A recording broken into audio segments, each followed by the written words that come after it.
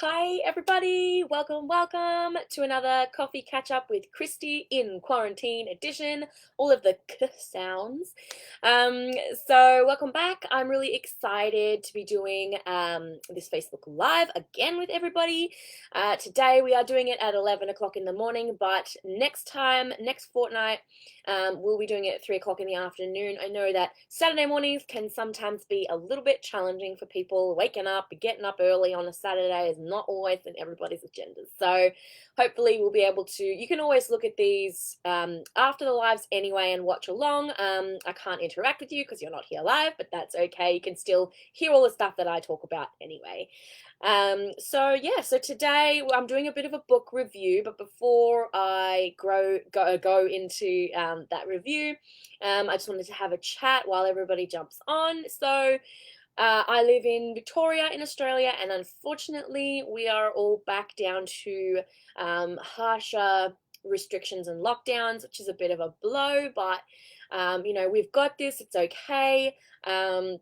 It gives us a chance to reflect and sort of just refocus a little bit more. There's a lot of cases for COVID-19 that are coming out, which is why we've sort of gone back into lockdown. So the majority of the people we're all doing the right thing, but there's just some people who don't seem to be, and so people aren't social distancing or staying home when they're not well. So we're all in it together. It's unfortunate that our state seems to be one of the worst when it comes to the cases, but everything is for a reason. We need to not ignore these lockdowns and stick to it as much as we don't like being told what to do or forced to stay home. So, but in the meantime, while I am being stuck in lockdown, I don't get to go back to my day job because I work in school photography.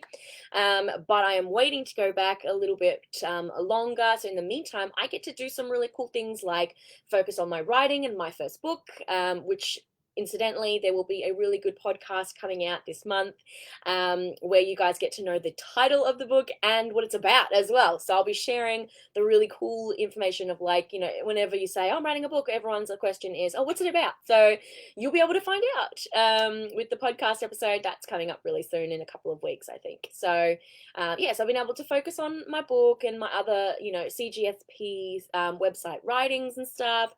I've also been doing a lot of reading, hence the book review today. So I've been doing lots of reading. At the moment, I'm going through Once a Copper, which is a true crime story about a really interesting and really great cop in Victoria, where I live, but back a little bit further, little time ago.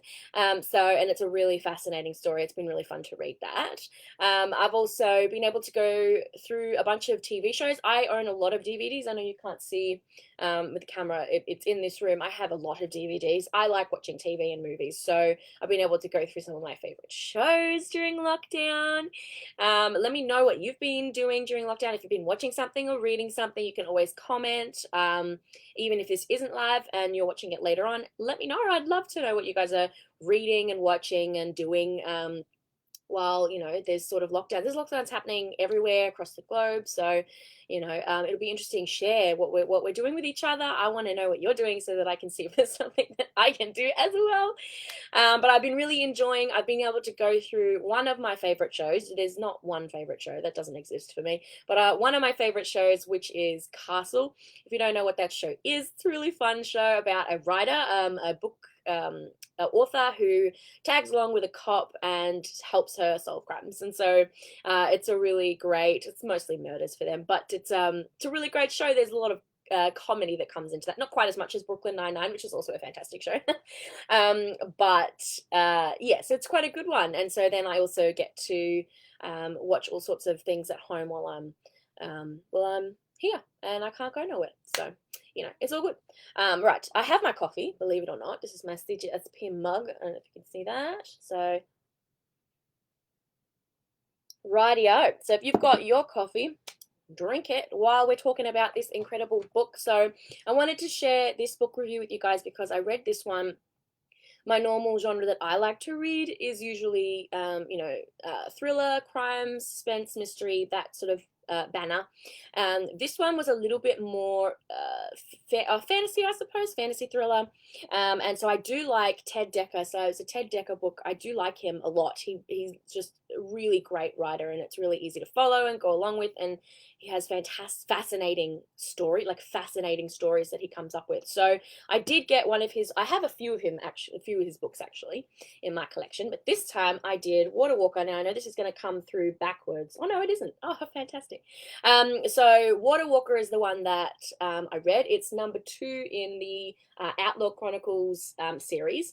I skipped the first one. The first book I skipped because I'm careful with what I read and what I let into my mind, because I have such an active imagination, and so that one was a little bit too what's reality and what isn't mind trippy for me. So I didn't read that one, but I did start with this one, and there's another one coming as well, which is the third in the Outlaw Chronicles series, which is Hacker, and I'm really excited to read that one next. But we'll talk about this one today. So Water Walker, it was really, really interesting. It was not what I expected. I think that on purpose it's sort of vague. Otherwise, if you say sort of one, like, it's really easy to like have spoilers for this if you told the plot. So, but if you want to know what the book is about, so 13-year-old orphan Alice Ringwald has no memory beyond 6 months ago. The only life she knows is the new one that she's creating one day at a time, while with a loving couple who recently adopted her and gave her new hope. That hope, however, is shattered one night when a strange man comes to her door. Her real mother is alive, he says, and begs her to return home. When Alice won't leave with him, the man forces his way into the house and abducts her. In a frantic manhunt, the FBI pursues, but the man slips through their fingers. He and Alice vanishes without a trace. So begins Water Walker, a modern-day parable that examines the staggering power of forgiveness and reminds us that it's possible to live free of the hurt that keeps our souls in chains. This book, I'm not going to give any spoilers away, so I won't talk too much about the actual plot, because talking too much about the plot will give away a lot of it. So I will say that it was just wow.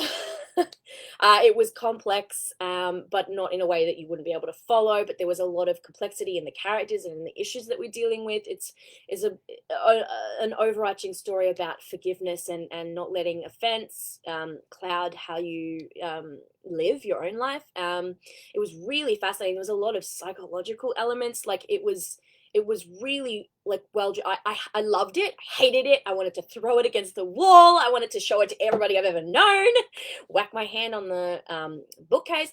But it was so well written, and it was so beautifully done. There's a lot of serious issues that it deals with, and I think it's important to have books that talk about forgiveness in a real way, and not in a way of like, well, we'll just forgive that person and move on. But really, we're keeping that in our heart and we're remembering it all the time, and we don't actually forgive that person. We say we've forgiven them, but we're not actually moving on. And it sort of causes a bitterness and a hardness in our hearts and things like that. So, it was a really interesting book. When I first heard, I was like, oh, she's been abducted, and like, that's my kind of book, you know what I mean? So bringing in those sort of elements of like a crime or thriller, but also there's a little bit of the elements of fantasy in there as well. So really, really enjoyed it. It was a fantastic book. I would definitely recommend it to pretty much everybody. I think that if you're dealing with things like forgiveness, it's a really difficult book to get through.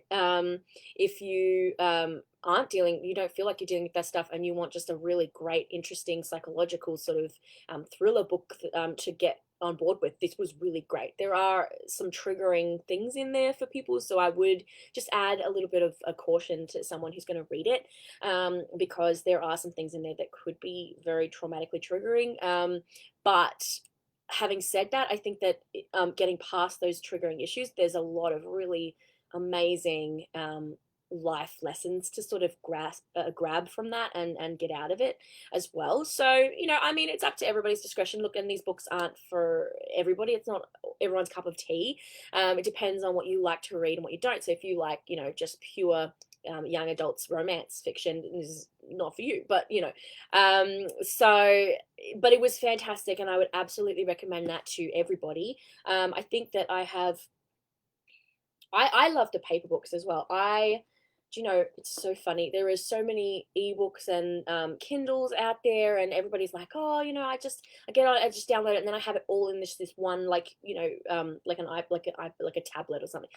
I I can't do that. Like I have some ebooks and I do some ebook. I love the physical book. There's just something about a physical book, which is why when I have my own book come out soon, I can't wait to feel it in my hands and have the pages. So that'll be really fun as well. But yeah, so it was super intense. It was so well written. It drew me in. It kept me interested the whole way through. It wasn't necessarily um someone running for their lives an entire book, but it was just so, like, it just all the way through I'm just screaming at it, throwing it against walls, you know. Those are the signs of a good book, you know. So yeah, so it was fantastic. I'm not going to babble on any more about it. If you wanted to read it for yourselves, you can absolutely look that up. Ted Dekker, Water Walker. But as for me, I moving on to the next book in the pile. So once I finished my Once a Copper sort of true crime biography, I am moving on to my next fiction book on the list, which will be, I talked a little bit before about the TV show Castle, which is about the author who tags along with the cop and helps her to solve murders and crimes. They actually had a book series that they talked about in the show, and they made them in real life. So it was pretty cool. They got, I think I have one here. I have a few of them. And so it was, so if you've seen the show, Richard Castle, and then they even put Nathan Fillion's picture on the background, as if it was really written by Richard Castle, the novelist, who doesn't exist, spoiler alert. So they've got the Nikki Heat books that you can actually physically read. I got the hardcover copies when the show was still airing, and I really liked those. So I got some as presents, and I got some other ones I bought myself. So I'm excited because the first one that I'll be reading is the first one, which is oh, Heatwave. I couldn't remember.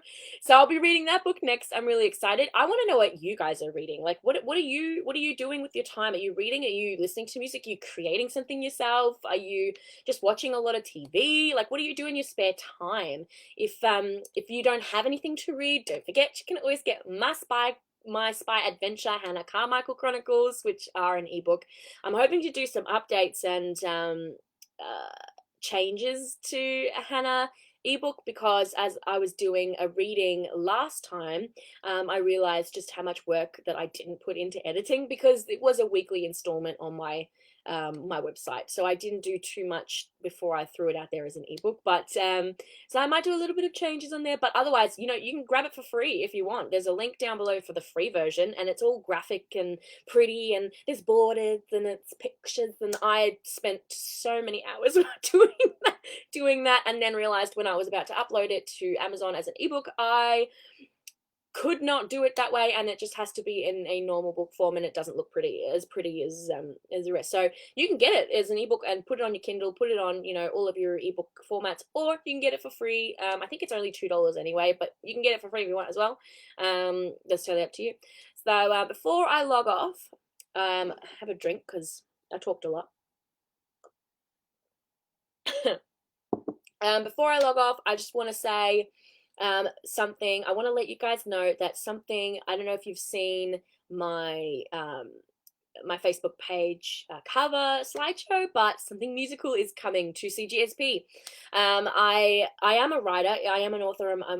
I mostly write, but there's something musical happening. It's not from me. I'm not releasing a single or anything like that through my author page, so don't freak out.